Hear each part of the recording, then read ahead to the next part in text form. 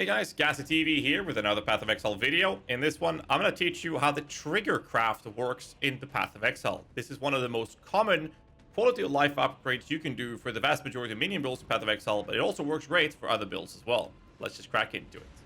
So to start off with understanding how the trigger craft works, it's very important to understand how crafting works to some degree. But I'm not going to go into much depth with that. But if you hold on Alt key, you can see that this bench crafted modifier is in fact a suffix modifier, and therefore you need to have a suffix open. Normally for +2 ones, it looks something like this. However, you can very likely have a +1 level of minion skills or spell skills ones, which is more comfortable or more common for lower body builds. And it can look something like this. And again, the benchcraft is a suffix modifier. So before going through the mechanics of how that works, I'm going to show you the benchcraft in the crafting bench that you have. In here, you'll see that it will cost you 3 chaos to put, and you can have that on a two-handed weapon, two-handed bow, or, well, there isn't any one-handed bow. One-handed weapons such as the daggers the wands. Where can you then get this? This is achieved from unveiling items, in this case weapons, from June, which is the betrayal encounters. So you will unveil the items from here, and if you get it, then you're able to benchcraft it from their benchcraft. You can actually encounter these monsters or these exiles that you're fighting to get these items to drop from using the June Veiled Master, basically when you're running maps. You can also start encountering them as early as Act 9, and it's very common for people to farm them in the foothills. And the way that system works is very similar to many other league mechanic farming strategies that people have been doing throughout the years. So the league mechanics will only show up if you're within 10 levels of the area. This is a level 62 area, so this will work till you're level 72. And I am currently 95, so I won't be able to show you. But what you do is you can open up this area over and over and over again till you see a quest here popping up that you have to engage with the June Betrayal encounters. The way you do that is by holding down control click when you click the foothills, and then clicking new instance. It will then open up a new area for you to engage with, and you'll do this till this shows up. Or you just ignore it and play the game normally, encounter them in maps later, and just pray you get that trigger craft. And to open this again, you left click it and then control left click and click new, and you can see your old instances will be popping up in a long list here as you open more and more of these. So this is an effective way in the early stage of a league to generate a farming strategy to get this trigger craft early on, because of the quality of life this brings to the build is insane.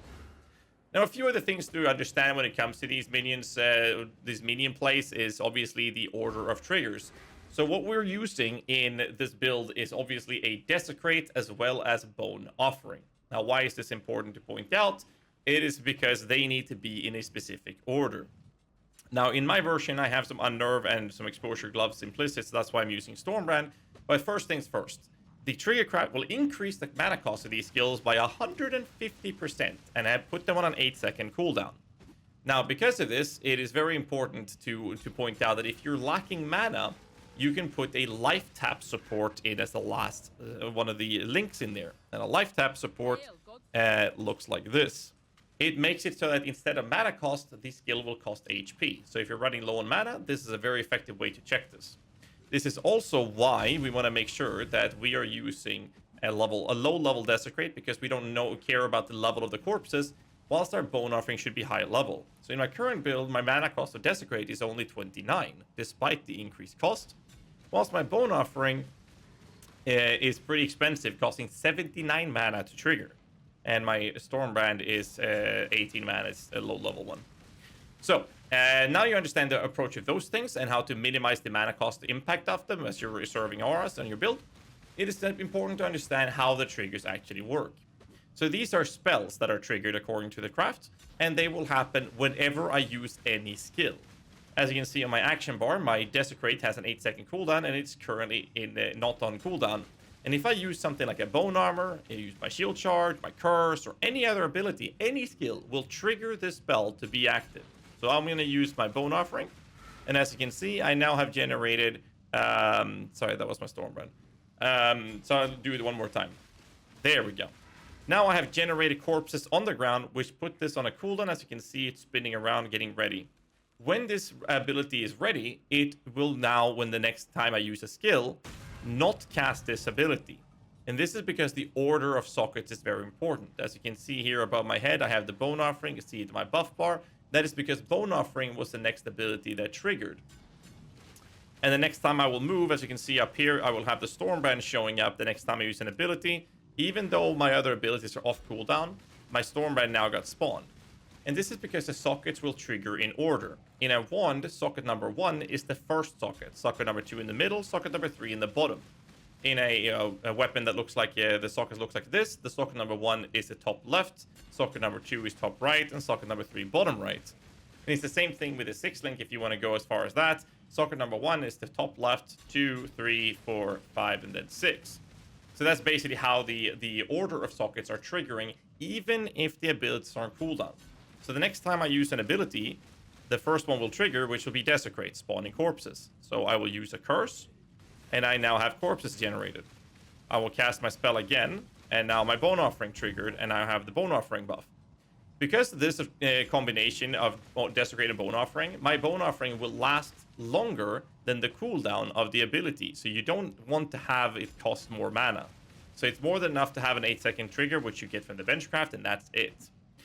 And that's the important part with making sure that your green socket is the very top one. And you can achieve this very easily either by spamming chromatic orbs on the item, or you can go to your crafting bench and simply say green socket. By putting the green socket benchcraft in on your item, these crafts will actually affect the first sockets of the item. So this one will touch the first one to make it green, so you can guarantee that your Desecrate is cast before offering. I can show you another set of this, and that is that we now have corpses, and now we have Bone Offering, and now we have the Stormbrand. I'm going to take away Desecrate, and there's no socket here. When I use a spell, it will immediately try to cast Bone Offering.